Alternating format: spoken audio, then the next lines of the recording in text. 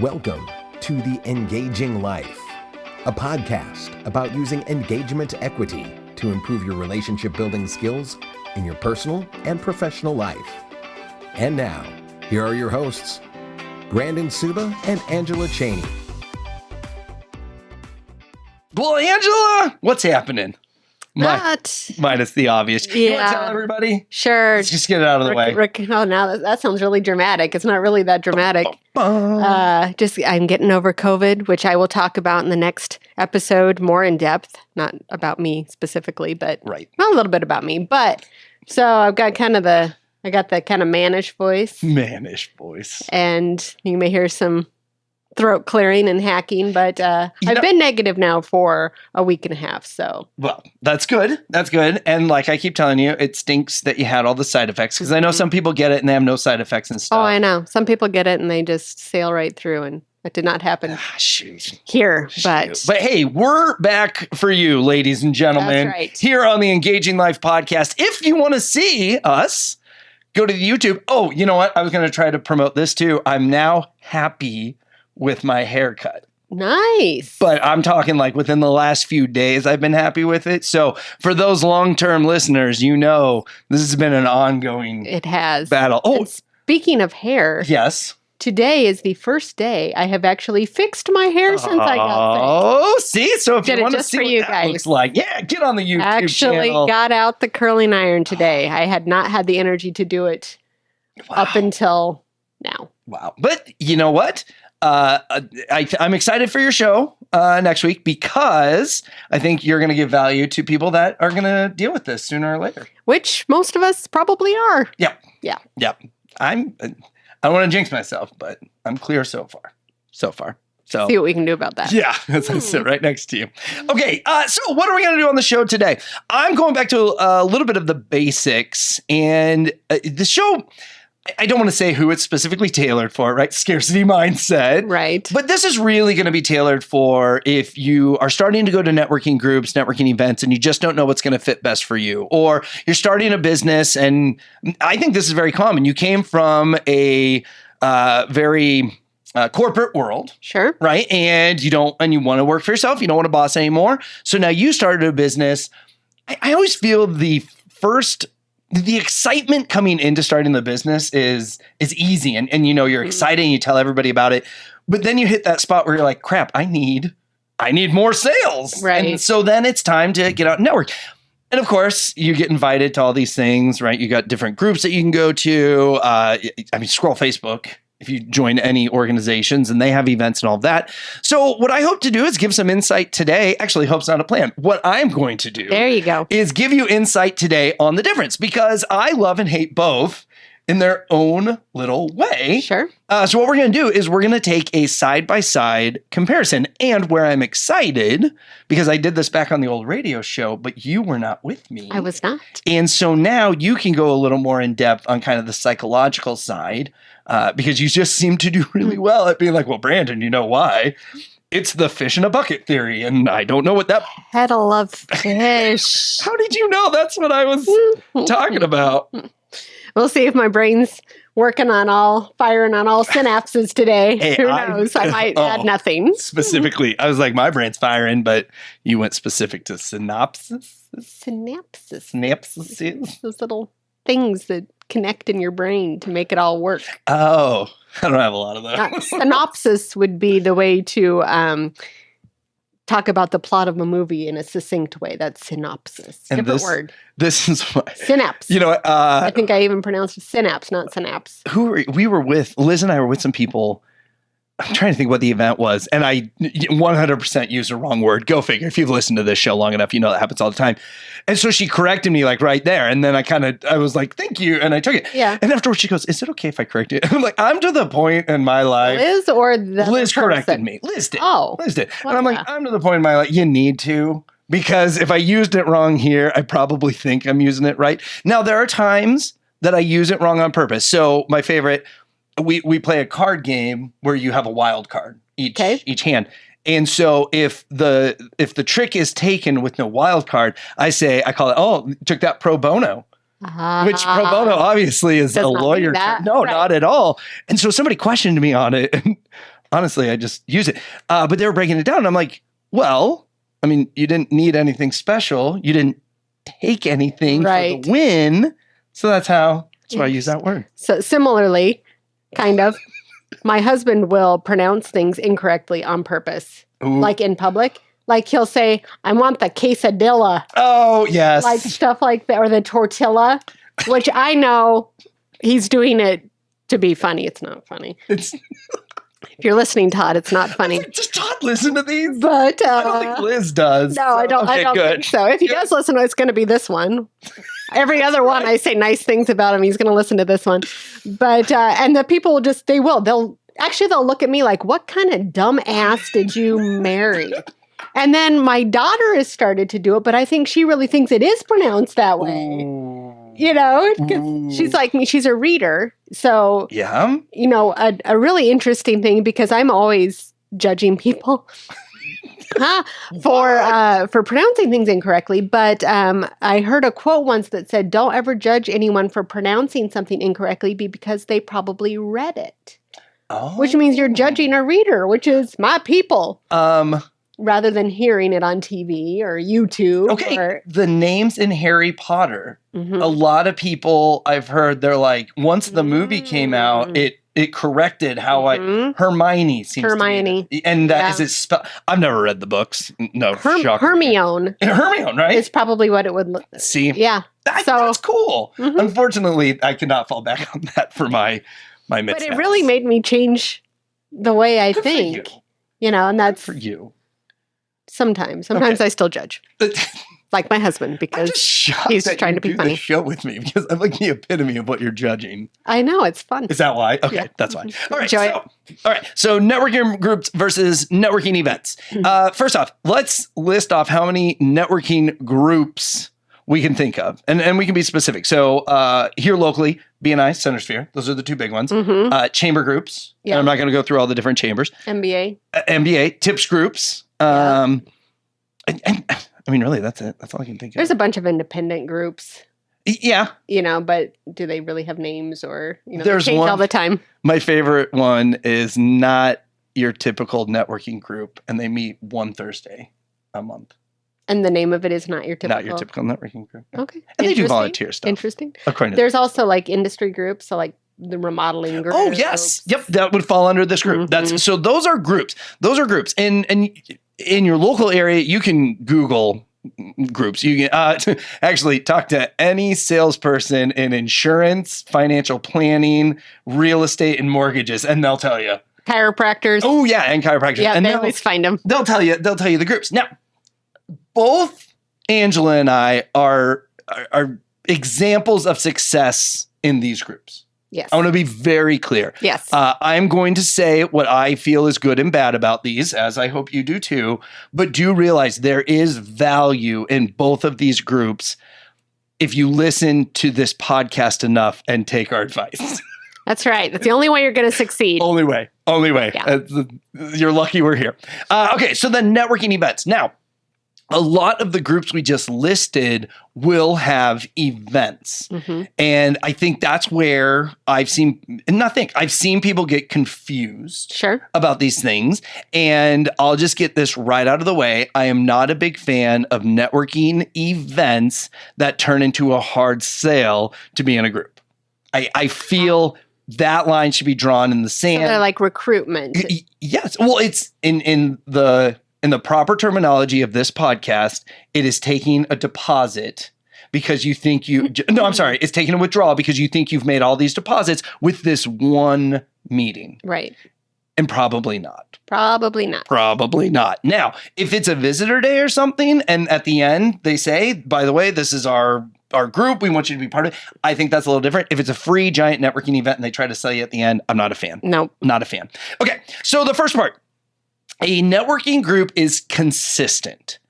I think the minimal would be once a month. Yeah. If you're meeting once a quarter, good luck. Probably not. Right. Unless it's industry specific, like the affiliates for the real estate board. Right. That can probably, even they meet once a month. No, you got to have that once a month. So you're going to find a lot more consistent meeting and networking group. Most of them, honestly, are weekly. It's a big Yeah. commitment, but if you can afford the time, it's worth it. It's worth Definitely. it. I like weekly. I think there's value to that. Mhm. I think there's value. Networking events, they're going to be random. They're going to be random. And they're going to be at night, in the morning, in the afternoon. They're really going to try to fit different areas. You mentioned the MBA. MBA consistently has a morning networking event and an evening networking event every month. And you can mark your calendar with, tell you the truth, my tips group that I was in, we didn't meet the last Friday because it was the morning event. Oh, okay. And so we'd all go. Okay. It was actually Makes kind of sense. cool. It worked out really nice. So your networking events are going to be more random. Usually, the one I just mentioned had consistency, but a lot of times they're one-offs, right? Like the chambers doing, this seems to be popular, all chambers Mhm. events where all the chambers come Oh, together Yep. and they just have a big mixer. Which, have you attended any of those? Not for a long time. Not I for a long time. have in the past. Okay. I like them. Oh yeah, definitely. It- There's a lot of crossover because there are many people who are in all of them. But usually people tend to gravitate towards one chamber or another. Yes. So Yep. even if they are in several, they usually go to all the events for one, or they have different people I like that in the too. organization. Well, and that's what we do. Dan mostly does Westo Chamber, Travis mostly does Sarpy. So we kind of send people. So then when you have an all together, you do get to Everyone. meet different people from the same businesses that you already know or new businesses. So No. yes, I like them too. I like, and I got to see a lot of different faces at one event because, like you said, they gravitate. Mhm. So it's just bringing everyone together. So if you're in the world where you don't want to make a big commitment, events are going to be your key. They're going to be your advantage, but longer term, not longer term. It's going to take longer to see results. It is. And you have to use your engagement equity differently, which we can talk about later. Yes. Yeah. I thought this would be a good setup for a couple shows to come. Okay. Next, networking groups. Exclusive. A lot of networking groups are industry specific. And I'll share my story about a non-industry specific group that I was part of with old Pixel Fire, honestly. And then your networking groups, they're going to be non-industry specific. And what I mean by that, not that it is focused on an industry. Because like you said, there might be a real estate networking event. Sure. And agents are going. This is going to be, if you're in insurance, chances are you're going to see 3 or 4 other insurance agents there. Mhm. And it's just because you can't, I don't feel you can really block out a networking event and saying, actually, that would be asinine. Yeah. only one realtor. Yeah. Somebody did that though up north. Did it work? It was a networking event, and once you showed up with your industry, they wouldn't let that other industry in. And the line, once people got kind of the trick to it, the line started building about 2 hours before the event. Interesting. And trust me, I'm 100% the guy. If I walk in and I see that there's 3 people in front of me that are my industry, I'm going to accept the fact that they're going to get in before me. Oh yeah. But yeah, it was a big ordeal because they were just bashing all the other networking groups, Yeah. just bashing, which I don't like. But in a networking specific group, this is probably the highest advantage to get referrals specifically for your business then. Okay. And to me, that's what makes the BNI and the Center Series, that's what makes it so successful. I'm going to use the word successful. And all groups are different, don't get me wrong. But when you can lock out your competition, you just feel more empowered Sure. in your group. You feel more of that trust. Now, you still need to build the credibility, but you're more likely to get a bone every now and then just because you're there and we're in a group together. Still have to earn the ask though. That's right. Mm. That's right. Okay. Networking groups, referrals. In events, you're probably going to get more tips or leads. And here's my experience. Oh, wait. I'm going to go back to the non-industry specific. Okay. So most of you know I did sales for Pixel Fire. I think that's how Angela and I really built our relationship stronger. We knew each other before and we Right. liked each other. Yeah. But I really feel we bonded during that time. I agree. Oh, thank you. Mhm. And so I joined a group. There was another digital marketer in that group. Now, there were also 3 mortgage lenders. Okay. Ironically, there were 2 real estate agents, but only one showed up. The other one never showed up. So, That's the real estate agent for you. there you go. I'm trying to think if there was any other major crossover in there. in financial planning. I think there were 2 or 3 financial planners in the group. Always. So here's the deal. It was one of the most enjoyable meetings that I had every week. I enjoyed going, but I met with the other digital marketer and we had to really peel some layers before we could find those differences. Okay. And he was very open to it. Of course, I was very open to it. I don't think you'll always find that opportunity. Oh, definitely not. In there. And there are some industries where it's just you're going to peel every layer and you're going to get to the core and you'll be like, well, damn it. There's nothing that we don't do. And you can get into I do it better. That's fine. So for me, it was good exposure for the company. And I saw the value there. I think if you join a non-industry specific networking group with ambitions of getting a lot of referrals, it's probably not going to happen. Probably not. It's probably not. And it's kind of like you were in the right place at the right time and you added a little strategy to that.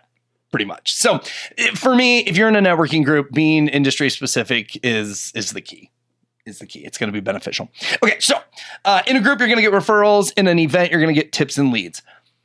Not all referrals are treated equally. Would you agree with that? I would agree with that.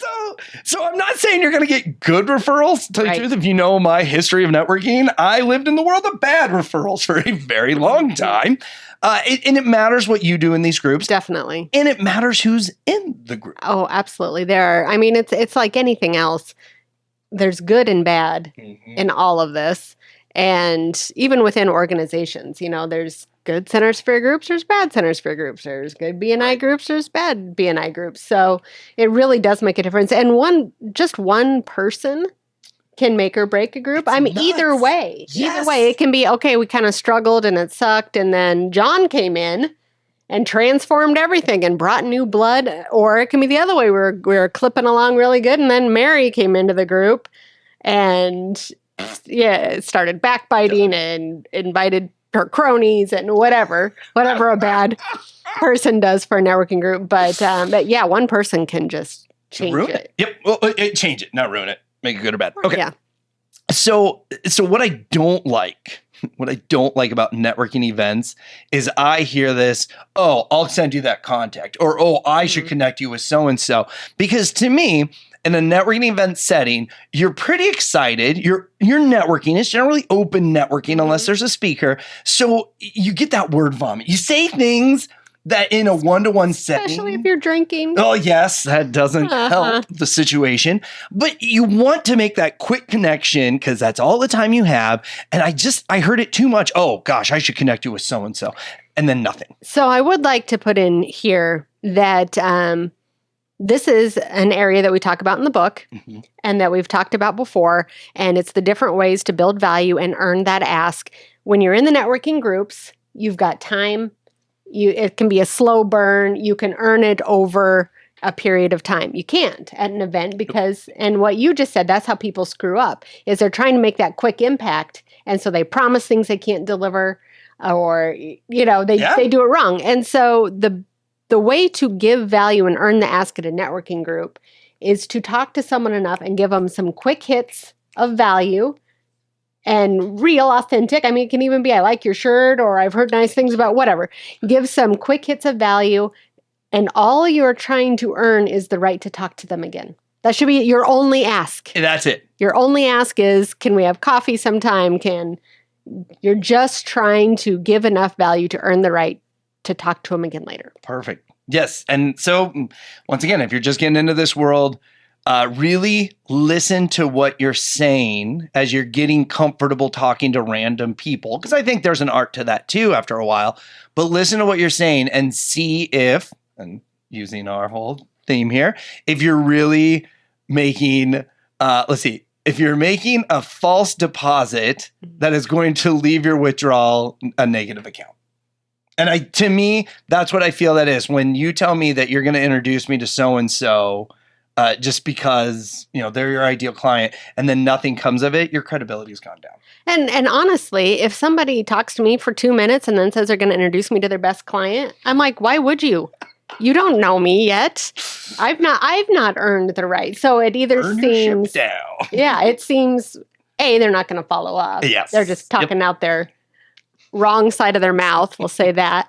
Or B, they just willy-nilly give stuff to anyone. And, then I'm like, I don't even know if you trust me already. That doesn't come off as authentic. It does not. Nope. So once again, if you really want to have time to dial in and focus in on referrals, a group is a great opportunity.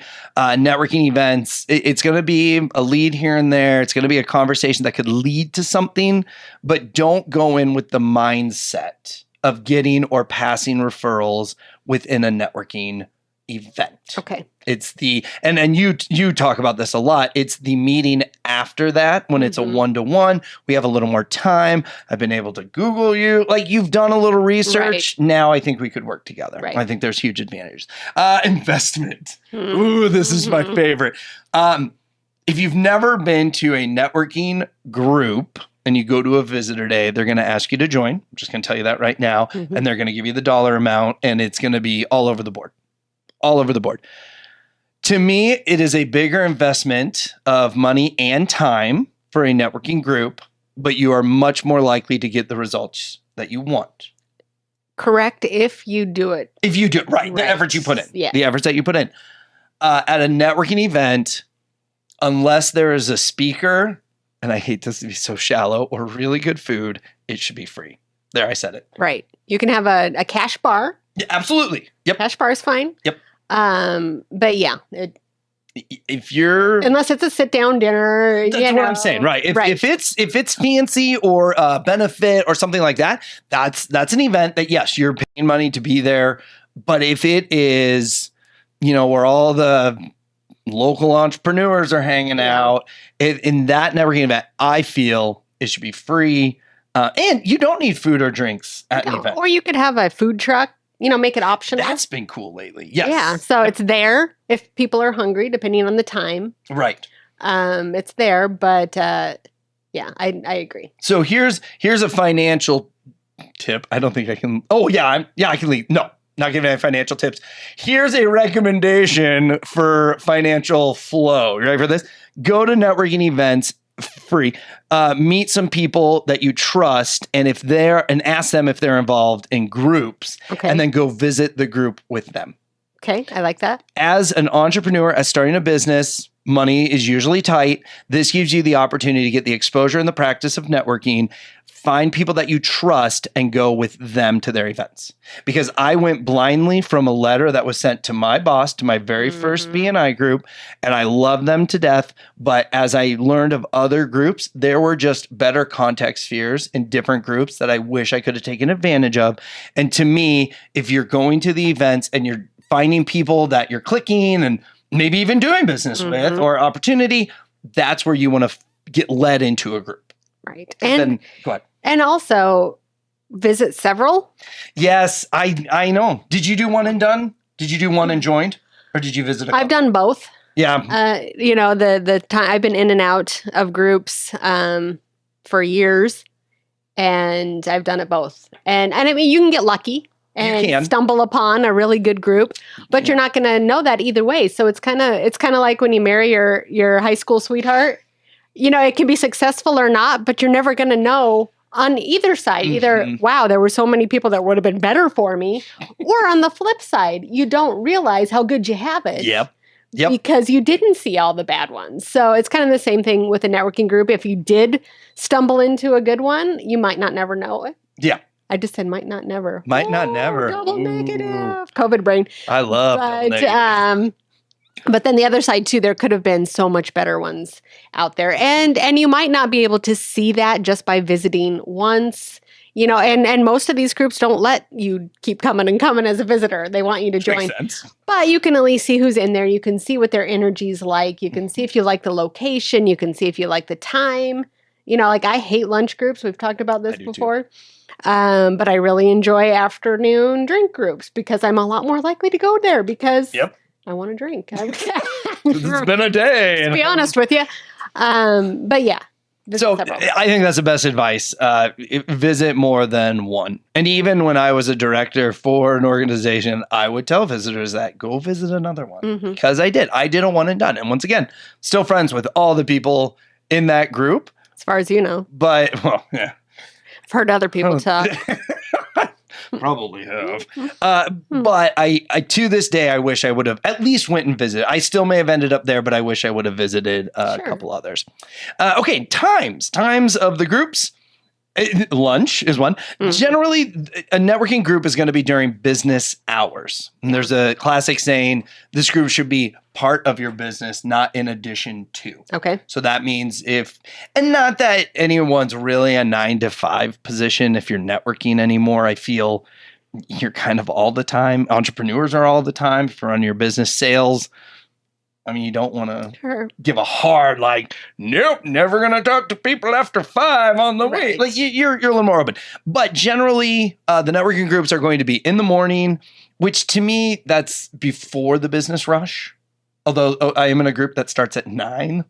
I like it because it's pretty chill to get there. But growth is difficult from time to time because a lot of industries already got into their office. Yep. And they have that start. So generally early in the morning, although I will tell you this, since I've traveled, Omaha hates mornings. Did you know that? I did not know that. Yeah. There was only 2 morning groups versus everywhere else. It was usually a 50-50 balance. But yeah, Omaha we don't like getting up early, I guess. Or we don't like going to meetings early. I don't know. So then during lunch, they're generally during lunch, and there are some happy hours, but even those generally start at 4. So still kind of near the end of the day. Events are going to be all over the place. And a lot of them, I feel, are after hours, right? You can go finish your day, you can take care of your clients, and then come and network with us a little bit. Lunches and the events, I feel, are usually lunch and learns. They want to give value because you're taking your time out of your day. So depending on what your schedule looks like, I mean, I've got 2 kids that are in activities, and I don't want to leave Liz up to doing it all. Right. So I have to balance out when I go to networking events and what those look like. But generally, I feel they're usually after the day.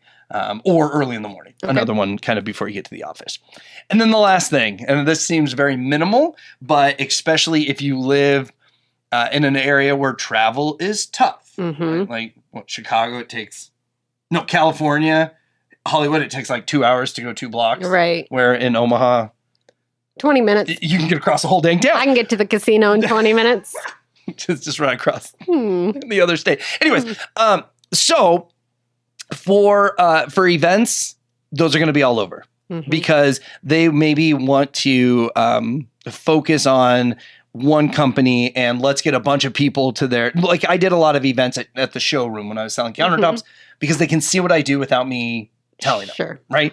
So they like to spotlight different groups, different industries, all that kind of stuff. Your networking groups are going to be at the same location. Generally. Yeah. And if you're moving around, I'll just give you this tip. If you're moving your group around a lot, it's hard for growth. Yes. Because you're always trying to tell people where it's going to be. Your members get confused. It never ceases to amaze me. And this falls too, even when you're trying to switch locations. It's tough. Well, and I've done this. Maybe you've done this too. And if you have, you can admit it or not. I knew the group had changed. They're at a different location, but I had been to the old location so many times, I started driving there. Oh, yeah. And then halfway, I'm like, wait a minute, they moved. I thought you were going to say used it as an excuse to leave the group because I've done that too. You know what, though? You know what? That's valid. This is why I never liked having meeting places that was a member's place. Because if they leave, then you lose the room. It's funny, too, how open businesses will be about giving that room up. And then the minute they want it and they can't get it, then it's not go meet somewhere else. It's you can't meet here anymore. Right. Like they just shut it down. Yeah. So if you are in a networking group, generally they're going to meet in the same location. There's many factors that play into moving locations and everything, but it's always a heartache. But once again, a networking group, it's going to be more consistent for you versus events. They're going to be kind of all over. So kind of looking back on all these things, to me, a networking group is a larger investment of money and time with better results. And then a networking event is more your time than than money. But if you don't play the game right, it's a waste of your time. Would you agree? I would agree. Awesome. Definitely. Awesome. You just probably want to go take a nap. Getting close. Getting really close. All right. So, hey, please share this podcast. Let your friends, entrepreneurs, and other business owners know what we're doing here because it's about the engaging life. We want to take your business and your life, bring it into a nice, wonderful balance. And of course, with Angela's insight on just the psychological side and my many, many years of fun sales and observations, we want to bring you the content that's going to get you further in your career. So we look forward to talking to you on the next podcast.